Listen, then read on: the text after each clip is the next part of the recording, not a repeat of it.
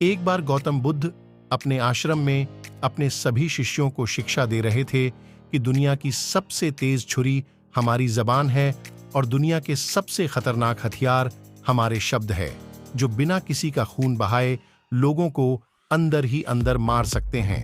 हमारे शब्द हमारी ताकत हो सकते हैं, लेकिन यह हमारी सबसे बड़ी कमजोरी भी हो सकते हैं। अगर हमें नहीं पता कि कब, कहां और क्या और कितना बोलना है।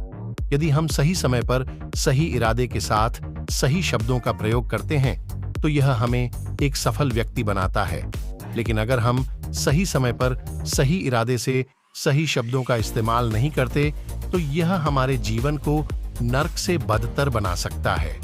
तो दोस्तों, आज की स्टोरी के माध्यम से मैं आपको बताने वाला हूं कि चुप रहकर कैसे हम अपने जीवन को बदल सकते हैं। आपको चुप रहने की शक्ति का एहसास इस वीडियो में होने वाला है। वीडियो शुरू करने से पहले कमेंट बॉक्स में नमो बुद्धाय लिखकर वीडियो को लाइक जरूर करें। तो चलिए शुरू करते हैं इस कहानी को। जापान में एक बहुत ही प्रसिद्ध बौद्ध भिक्षुक रहा करते थे। उनका नाम रिसाई था। रिसाई अकेले रहते थे।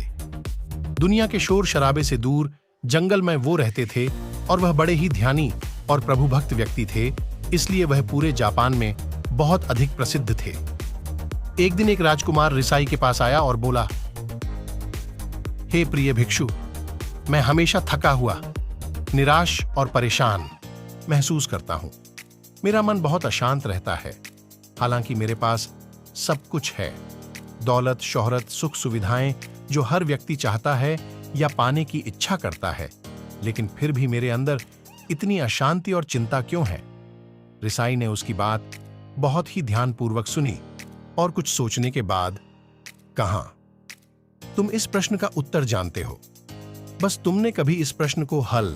इस रिसर्च के बाद तुम्हारे जीवन में किसी भी तरह की अशांति और चिंता नहीं रहेगी। ये बातें सुनकर राजकुमार बहुत हैरान था। उसने रिसाई से कहा, बताइए मुझे क्या करना होगा? अपने मन की शांति के लिए मैं कुछ भी करने को तैयार हूं। राजकुमार की इन्हीं बातों को सुनकर भिक्षु ने कहा, तो फिर आप अगले 15 दिन के लिए मेरे आश्रम में रहोगे और एक सामान्य व्यक्ति की तरह अपना जीवन व्यतीत करोगे, और इन 15 दिनों में तुम अकेले और चुपचाप रहोगे, जितना हो सके कम बोलोगे।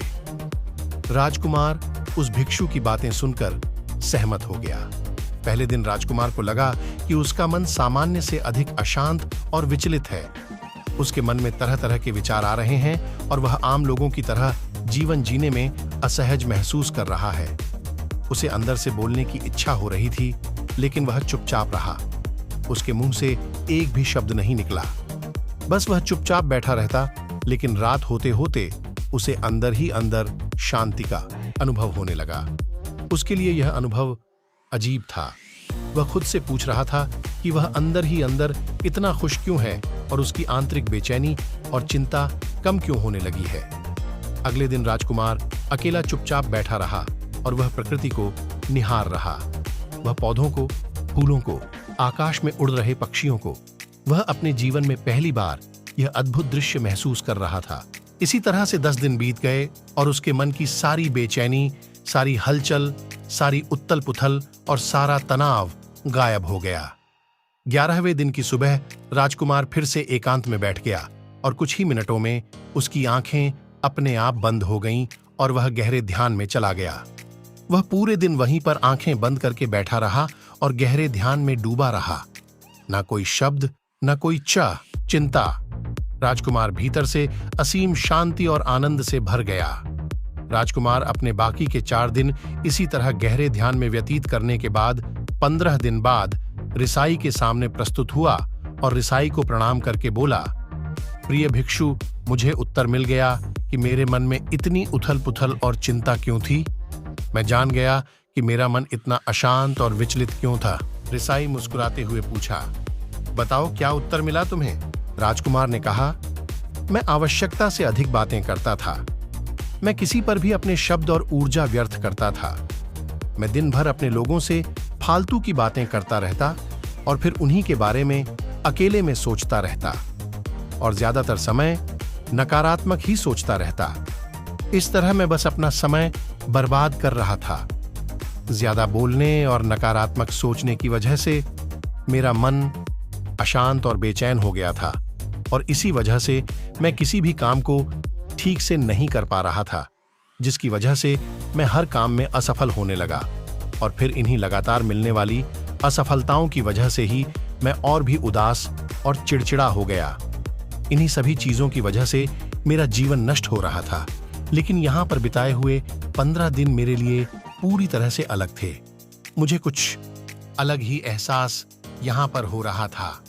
अब मुझे ऐसा लग रहा है मैं अपना जीवन पूरी तरह से जी रहा हूँ, लेकिन इससे पहले मैं अपना जीवन गलत तरीके से जी रहा था और मैंने यह भी सीखा कि हमें सिर्फ ध्यान करने की जरूरत नहीं है। ध्यान अपने आप होता है जब हम शांत और मौन होते हैं। ध्यान के पिछले कुछ दिनों के दौरान मैंने जो पहली चीज सीखी वह यह है कि मनुष्य के जीवन के सबसे महत्वपूर्ण घटना स्वयं को जानना है। यह सुनकर रिसाई ने कहा, सिर्फ तुम ही नहीं, दुनिया में ज्यादातर लोग जरूरत से ज्यादा बोलते हैं। आज भी लोग ज्यादातर समय केवल एक दूसरे को नीचा दिखाने के लिए ही बोलते हैं। कुछ लोग ना चाहते हुए भी बातें करते हैं और अपना जीवन बर्बाद कर लेते हैं। रिसाई ने राजकुमार को चुप रहने का महत्व समझाते हुए कहा, एक बार गौतम बुद्ध से उनके शिष्यों ने पूछा, प्रिय बुद्ध, आप ज्यादातर समय चुप क्यों रहते हैं? बुद्ध ने कहा, क्योंकि चुप रहने से व्यक्ति अंदर से अनंत शांति की गहराइयों में होता हूं।